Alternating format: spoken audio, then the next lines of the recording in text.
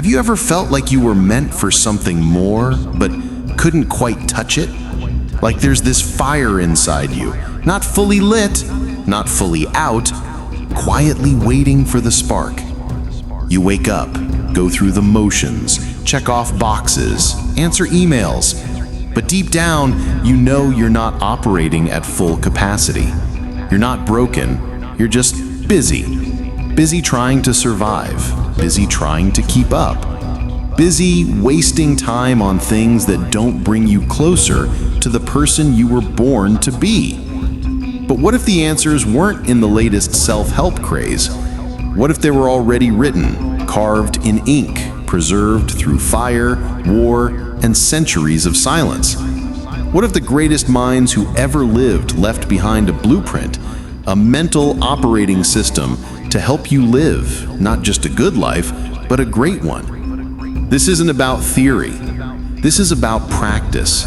Mental habits forged in the brutal furnace of ancient Rome and Athens.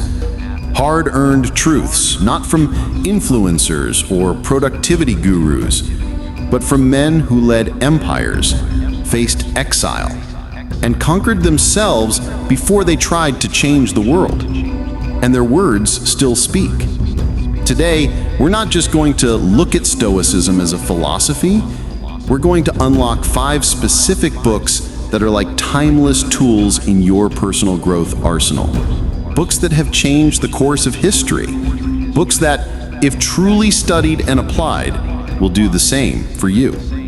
Because every minute you spend not becoming who you were designed to be is a minute stolen from your future. If you're tired of starting over, if you're tired of downing yourself, if you're tired of wasting time, then this journey is for you. Not just a list of books, but a return to your inner power. A guided path back to the discipline, clarity, and strength you already carry, just buried under noise. Let's stop searching for shortcuts and start walking the path the Stoics paved, one page, one habit, one insight at a time. Let's begin. Chapter 1. Meditations by Marcus Aurelius, the Emperor's Mirror of the Soul. What do you say to yourself when no one else is watching? That's what Meditations answers, not in theory, but in lived reality. Because this is not a book written by a philosopher in an ivory tower. This is the soul of an emperor, naked and unfiltered, speaking to himself across time. Marcus Aurelius ruled over the Roman Empire, the largest and most powerful force in the ancient world. He could have written of wars, strategies, victories, and wealth.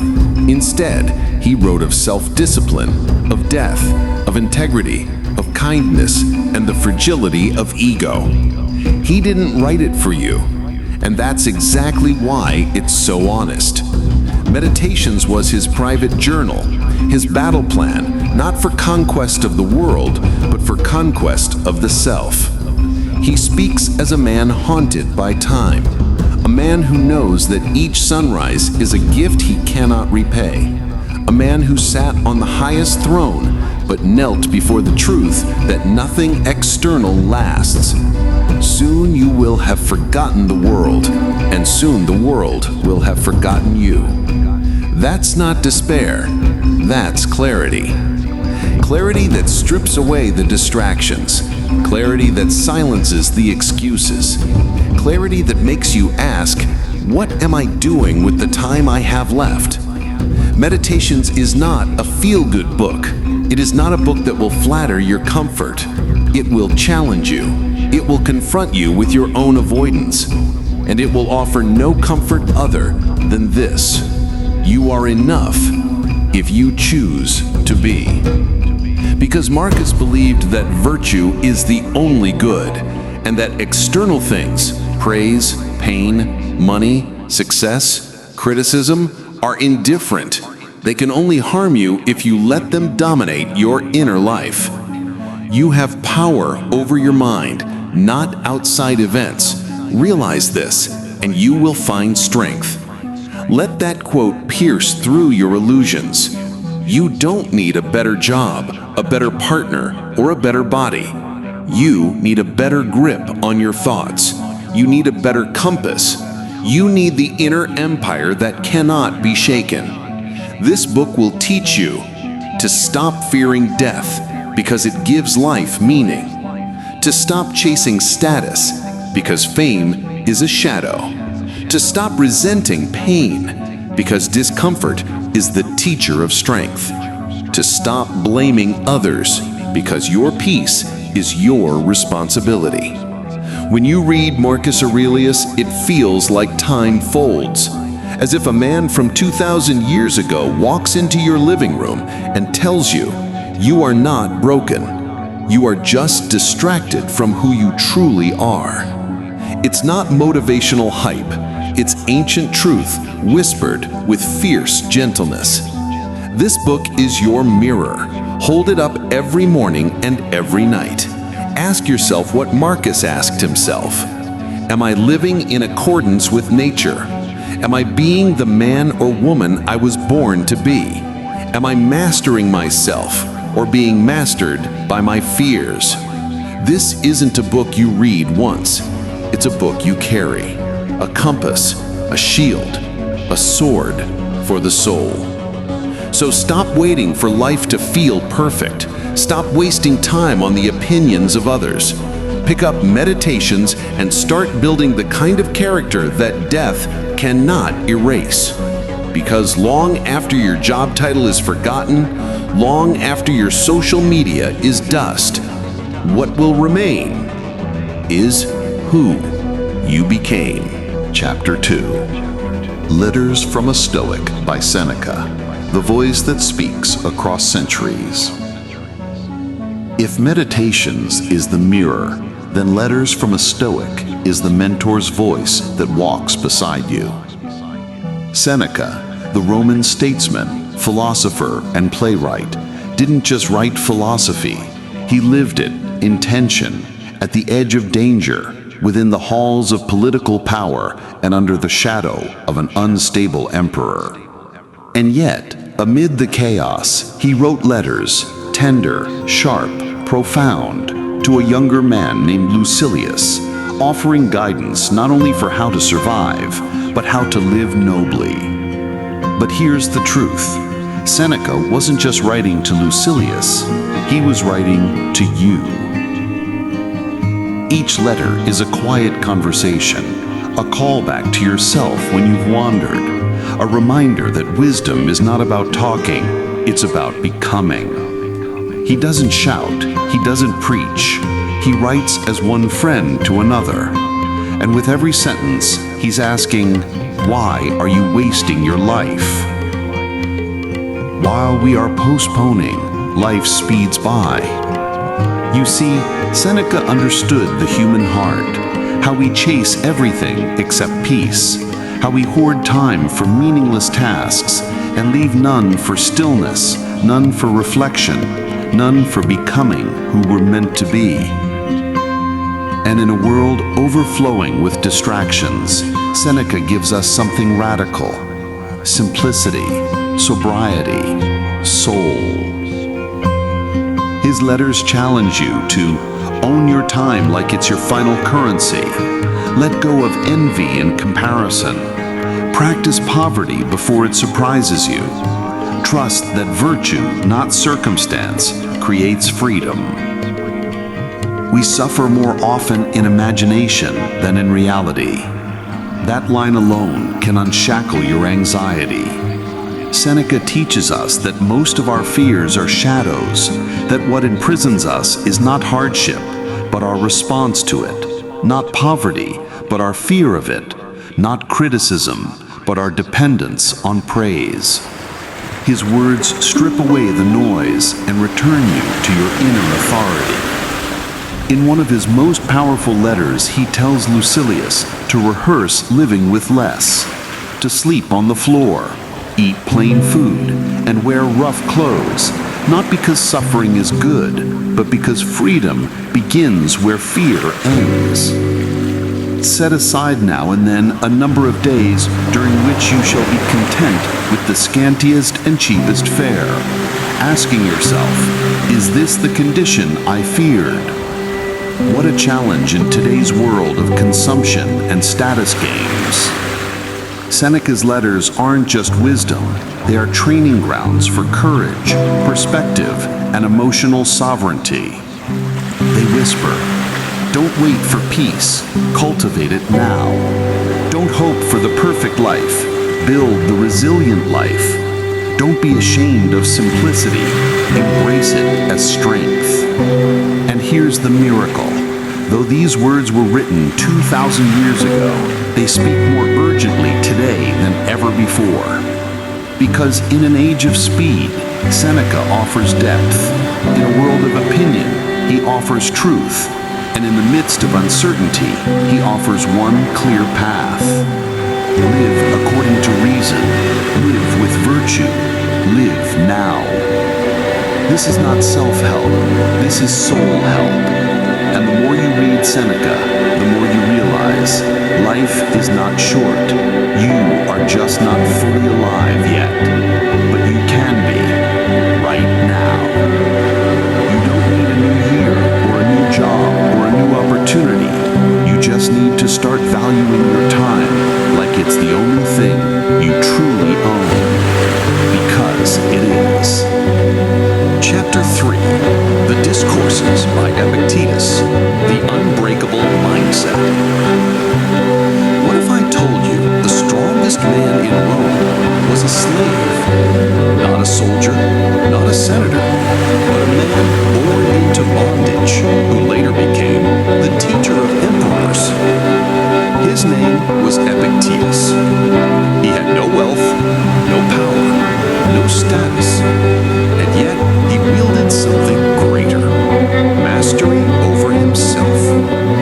Because while the world around him remained chaotic, Epictetus cultivated the one domain that no tyrant, no misfortune, and no pain could ever steal: his mind. Quote, we are not disturbed by events, but by our thoughts about them. Let that settle in. You are not broken because life is hard. You suffer because of the story you tell yourself about it. You see, the Discourses is not a book you merely read. It's a philosophy you train in. It's a manual for mental toughness, moral clarity, and relentless accountability. Epictetus reminds you again and again, quote, some things are up to us, and some things are not. That single line, if taken seriously, can change the course of your life. Because in every moment, you are either focusing your energy on things within your control or wasting your life on things you can't. You cannot control how people see you, but you can control your integrity. You cannot control the economy, but you can control how you show up in times of scarcity. You cannot control the past, but you can choose how you carry it into the future. Epictetus is brutal in the best way. He does not flatter you. He calls you out. Quote, if you want to improve, be content to be thought foolish and stupid. He teaches that freedom isn't found in doing whatever you want. It's found in doing what is right, even when it's hard. Especially when it's hard. You want greatness? Then learn to choose virtue over comfort every time. Because greatness, according to Epictetus, is not something you are born with. It's something you forge in the fires of choice, day after day. When others react, you remain calm. When others blame, you take ownership. When others panic, you reflect. He tells us, life doesn't need to change. You do. And that's why The Discourses is such a powerful, life-altering book. It trains you to live deliberately, to show up fully in work, in relationships, in trials, with unwavering moral character and mental composure. It challenges you to stop complaining and start choosing, to stop being a victim of circumstance and become a master of principle. Quote, "First say to yourself what you would be, and then do what you have to do." That is the Stoic mindset in one sentence, and Epictetus lived it.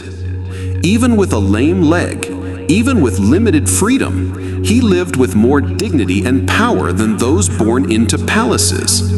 Because real power doesn't come from possessions, it comes from presence. Real freedom doesn't come from escaping pain, it comes from embracing pain with wisdom and restraint. And real peace doesn't come from having an easy life. It comes from training your soul to respond rightly, no matter what life brings. So read the discourses, not to feel better, but to become better. Because in a noisy world filled with opinions, reactions, and distractions, you need a voice that says, discipline is your path, responsibility is your armor, and inner freedom is your birthright. You were not made to be a leaf in the wind. You were made to be the captain of your soul. And that journey starts with mastering your mind, just like Epictetus did. Chapter 4. The Enchiridion by Epictetus. Mastering what you can control. There is only one way to happiness, and that is to cease worrying about things which are beyond the power of our will. Imagine waking up in chains, owned by another human, told where to go, what to do, when to speak, or when not to. This was the reality of Epictetus, a slave in the Roman Empire. And yet, he became one of the most powerful thinkers the world has ever known. How? By mastering the only thing no one could take from him, his mind. The Enchiridion, or the Handbook, is not a book of theory. It's a compact weapon for real-life survival, a battle-tested guide for the soul. Small enough to fit in your pocket, but deep enough to carry you through life's storms. Its central teaching: some things are up to us, some things are not. That line alone is a compass. It divides the world into two: the external, things we cannot control; the internal, our thoughts, actions, choices, and responses. And it tells you, focus only on what is yours. So simple, so freeing, so revolutionary. Because think about how much energy we waste trying to control other people's opinions, the outcome of plans, our past mistakes, the future we're anxious about. Epictetus would tell you that's madness. You suffer because you try to steer what was never yours to begin with. What is yours? Your discipline, your response, your integrity, your attitude. That's where your power lives. Epictetus teaches us to approach life like an archer. Your job is to aim. The result is not fully in your control. If the arrow misses, accept it. Learn. Aim again. This mindset changes everything. Suddenly, setbacks aren't personal. They're just events. Your job is simply to respond well, with virtue, not rage, with discipline, not despair. When someone insults you, that's their opinion, not your truth. When plans fall apart, That's life unfolding, not life betraying you. This isn't passivity. It's radical power. Because when you stop trying to control the wind, you start learning how to sail. This small book will confront you. It will strip away excuses. It will challenge your ego. And it will hand you a quiet kind of strength. The kind that no crisis, no failure, no person can shake. The Enchiridion is a timeless handbook. And if you live by its wisdom, you won't just survive the storm. You'll walk through it like a mountain, unmoved. Chapter 5. The Obstacle is the Way by Ryan Holiday. Turning trials into triumph. The obstacle in the path becomes the path. Never forget, within every obstacle is an opportunity to improve our condition. Ryan Holiday. What if the worst thing in your life was actually the beginning of your transformation? This is not fantasy. This is Stoicism, modernized. And the obstacle is the way is its battle cry. Ryan Holiday draws on the ancient insights of Marcus Aurelius, Epictetus, and Seneca, and brings them down from the marble halls of history to your everyday battlefield. He tells you, don't run from struggle, run into it, because the obstacle in front of you, it's not in your way, it is your way. The failed job, the betrayal, the breakdown, the dream that didn't work out. These are not life's mistakes, they are your invitations. Invitations to grow stronger, think deeper, fight smarter, rise higher.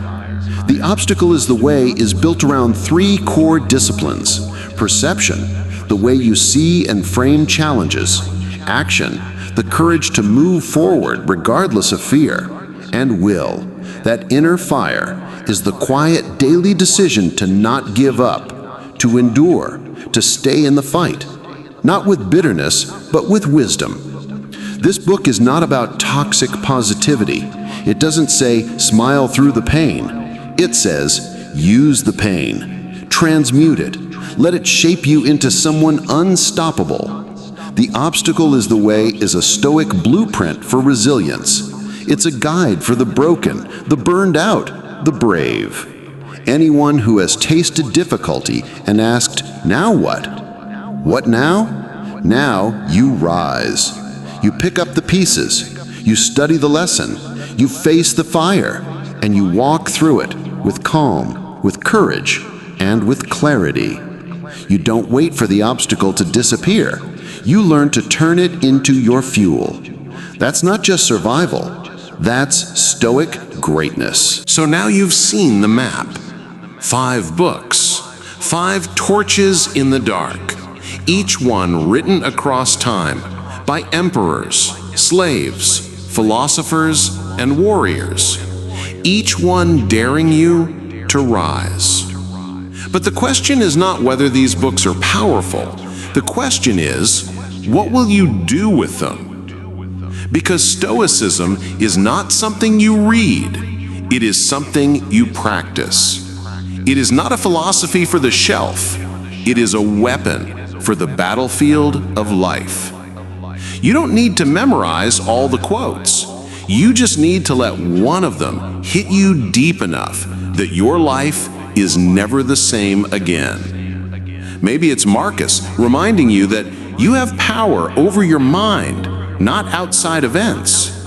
Maybe it's Epictetus teaching you to master what's in your control and ignore the rest. Maybe it's Ryan Holiday showing you how to turn your wounds into wisdom. Whatever it is, grab it. Make it your compass. Use it when you're tired, when you're angry, when you're lost. Let these books become your morning ritual.